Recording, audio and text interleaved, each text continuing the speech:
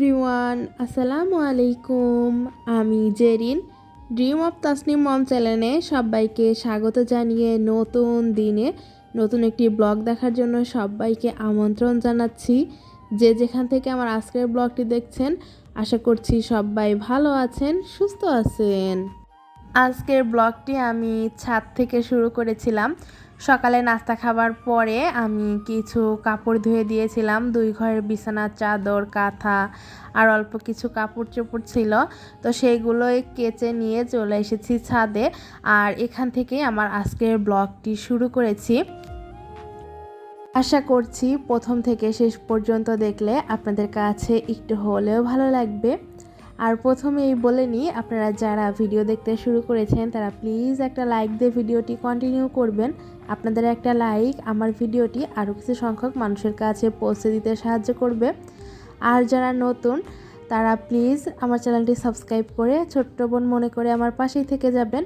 আর যারা আমার চ্যানেলটি সাবস্ক্রাইব করে প্রতিনিয়ত আমাকে ভালোবাসা দিয়ে আমার পাশেই আছেন, তাদেরকে জানাচ্ছি অসংখ্য ধন্যবাদ। ছাদ থেকে নেমে এসে টেবিলের পরটা একটু এলোমেলো ছিল, তো সেটাই গুছিয়ে নিলাম। আর এখন দুপুরে রান্না করব। সকালের রান্নাতে শুধু রুটি করেছিলাম আর ভাজি করেছিলাম। দুপুরের রান্নাটা আর করা হয়নি, সেজন্য এখন দুপুরের রান্নাটা এই যে দুপুরবেলাতেই করে নিব। কাপড়গুলো কাচার বেশি দরকার ছিল, কারণ বেশ অনেকটাই ময়লা হয়ে গেছিল। আরও অনেক কিছুই কাচার দরকার, কিন্তু আজকে আর একসাথে কাচলাম না। পরবর্তীতে হয়তো কালকে কিংবা পরশুদিন কেচে নিব। আজকে দুপুরে হচ্ছে মুরগির মাংস রান্না করব আর খিচুড়ি রান্না করব। আপনাদের ভাইয়া গতকাল রাতেই বলেছিল খিচুড়ির কথা, কিন্তু গতকাল রাতে আমি ভাত রান্না করে ফেলেছিলাম, সেই জন্য আর খিচুড়িটা করতে পারিনি। তাই আজকে দুপুরবেলাতেই ভাবলাম খিচুড়ি করি আর মুরগির মাংস রান্না করি। খিচুড়িটা বেশিরভাগ সময় আমি কিন্তু হাতে মাখিয়েই রান্না করি। যারা আমার আগের ভিডিওগুলো দেখছেন তারা তো জানেনই। আর খিচুড়িটা বেশিরভাগ সময় রাইস কুকারেই বসাই। ভাতটা আমার রাইস কুকারে রান্না করা হয় বেশি, কারণ আমাদের এখানে প্রচুর পরিমাণে গ্যাসের প্রবলেম, রান্নাই ঠিক মতো করতে পারি না। সেই জন্য ভাতটা রাইস কুকারে বসিয়ে দিই, আর তরকারি কোনো মতো গ্যাস থাকলে গ্যাসে করি, না হলে ইলেকট্রিক চুলায় করে নিই। তো আজকে মোটামুটি রান্না করার মতো গ্যাস আছে, সেই জন্য আজকে এই যে লাইনের গ্যাসেই আর কি রান্না করতেছি। আজকে আলু দিয়ে আর কি ব্রয়লার মুরগি রান্না করব।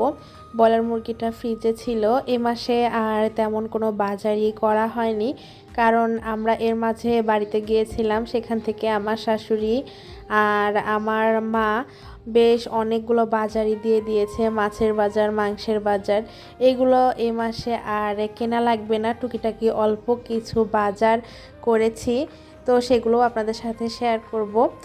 আর এই যে এদিকে আপনাদের সাথে কথা বলতে বলতে কিন্তু আমার আলুটা ভাজি করা হয়ে গেছে। এখন আমি মাংসের জন্য মশলাটা কষাইয়ে নিয়ে এখন মাংসটা দিয়ে মাংসটাও কষিয়ে নিব। ব্রয়লারের মাংস রান্না করতে তেমন বেশি একটা সময় লাগে না, অল্প সময়ের মধ্যেই কিন্তু হয়ে যায়। মাংসটা কষানোর সময়ই কিন্তু মাংসটা সেদ্ধ হয়ে যায়, আর পানি দিয়ে সেদ্ধ করার তেমন কোনো প্রয়োজন হয় না। আর এই যে দেখতে পাচ্ছেন মাংসটা আমি একটু ঢেকে দেওয়াতেই কিন্তু অনেক পরিমাণেই পানি বের হয়ে গেছিলো, আর ওই পানি দিয়ে মাংসটা সেদ্ধ হয়ে গেছে। এখন শুধু ঝোলের পানি দিয়ে তারপরে আর কি মাংসটা মশলা দিয়ে নামিয়ে নিব। আজকের দুপুরে এই ছিল আমাদের সিম্পল রান্নাবান্না, মুরগির মাংস, খিচুড়ি। আর মেয়ের জন্য কিন্তু আলাদা করে অল্প একটু পোলাও রান্না করে দিয়েছিলাম, কারণ মেয়ে হচ্ছে খিচুড়িটা খায় না, আর মাংস রান্না করলে ওর জন্য পোলাও রান্না করতেই হয়। সেই জন্য আমি ও বলার আগেই পোলাওটা রান্না করে নিয়েছি। আর এটা হচ্ছে বিকালের দিকে আপনাদের ভাইয়া কিছু শুকনা বাজার নিয়ে এসেছিল, তো সেইগুলোই গুছিয়ে নিচ্ছিলাম, ভাবলাম আপনাদের সাথে শেয়ার করি। এই মাসে কিন্তু আমার তেমন কোনো বাজারই লাগবে না, অল্প কিছু বাজার হলে আমার পুরা মাসটা চলে যাবে। ওই যে বললাম এই মাসে আমার মাছ মাংসের বাজার তেমন করাই লাগবে না, শুধু টুকিটাকি শুকনা বাজারের দরকার ছিল, তো সেগুলোই আপনাদের ভাইয়া নিয়ে এসেছে। আর মাছ মাংস তো আমার শাশুড়ি আর আমার মা বাড়ি থেকে আসার সময় দিয়ে দিয়েছিল, মাছ টাছ আর কেনার কোনো প্রয়োজনই নেই। এখানে এই যে অল্প স্বল্প বাজার, জিরা ছিল, সরিষার তেল, লবণ, কয়েল, তারপরে চিনি, এগুলোই আর কি ফুরিয়ে গেছিলো, তো সেগুলোই নিয়ে এসেছে। আর খুব দরকার যেগুলো শুধুমাত্র সেইগুলোই। এই মাসে আমার ননদের বিয়ে ছিল, তো সেই জন্য কিন্তু আমরা গ্রামে গিয়েছিলাম। আর গ্রামে গিয়ে বেশ অনেকগুলো টাকাই আমাদের খরচ হয়ে গেছে, তাই এই মাসটা আমাদের খুব হিসাব করে চলতে হবে। সেই জন্য কিন্তু বাজারটাও খুব অল্প করেই করা হয়ে গেছে। আর যেহেতু মাছ মাংসটা ফ্রিজে আছে, আর সবজিটাও কিন্তু বেশিরভাগই আমরা অফিসে কিংবা আমাদের ছাদে বাগান করে খাই, সবজিটাও তেমন কেনা লাগে না। সেই জন্য এই মাসে আমাদের এই যে 1000 টাকার শুকনা বাজার এনেছে, এই বাজারেই ইনশাল্লাহ 1 মাস নেওয়ার চেষ্টা করব। যেহেতু আমার ননদের বিয়ে ছিল, সেখানে বেশ অনেকগুলো টাকা খরচ হয়ে গেছে। আর এই মাসে বাজার করতে গেলেও দেখা যাবে আরও অনেকগুলো টাকার দরকার। আপাতত এখন আমাদের কাছে তেমন কোনো টাকাই নেই, শুধুমাত্র যেইগুলো প্রয়োজন ছিল খুব বেশি, শুধুমাত্র সেই বাজারগুলোই করে নিয়ে এসেছে। তো এদিকে বাজারগুলো সব গুছিয়ে আমি রেখে দিয়েছি। আর তারপরে হচ্ছে সন্ধ্যার নাস্তা বানিয়ে নিয়েছিলাম।